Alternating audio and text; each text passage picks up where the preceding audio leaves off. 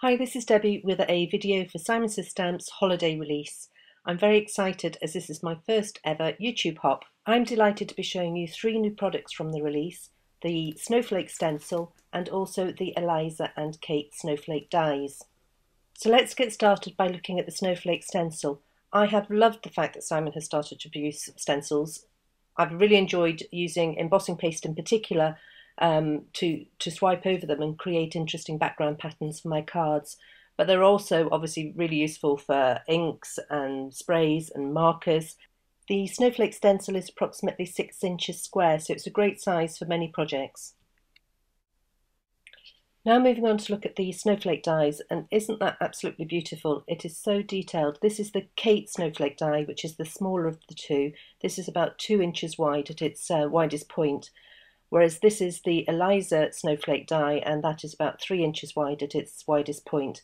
And the detail in these dies is just fantastic. With all detailed dies, it is sometimes worth using a shim when you're putting it through your die cutting machine, particularly on thicker cardstocks.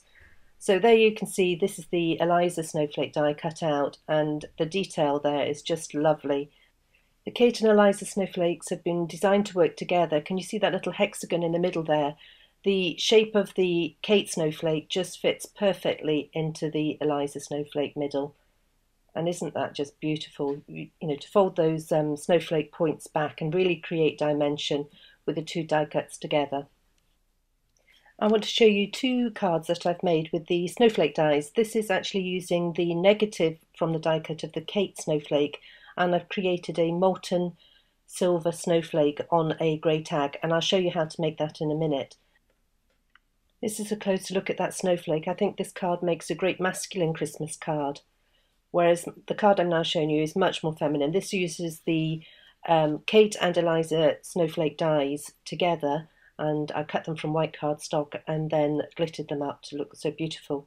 Let's take a look at how to make that molten silver snowflake. I've taken a tag and coated it with EK Success powder tool, and now I'm applying the negative die cut of the Kate snowflake die.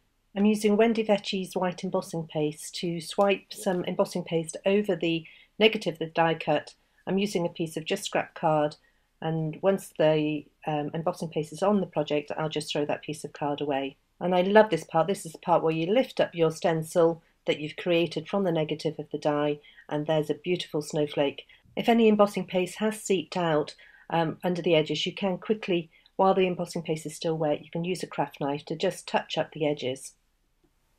While the embossing paste is still wet, I'm adding Ranger Superfine Detail Silver Embossing Powder, and the powder sticks to the wet embossing paste.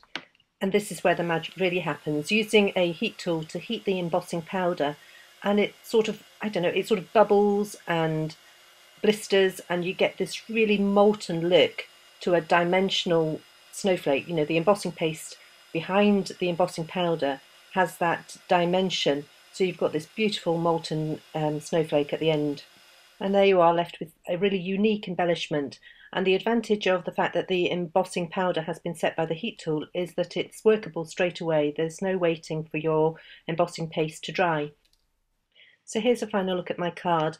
And now it's time to continue the hop by clicking anywhere on the screen, and you will get taken to the next stop on the hop, which is number 10, and I believe that's the fabulous Jess Larson. Thank you for joining me today, and I hope you are as excited about the new Simon Says Stamp holiday release as I am.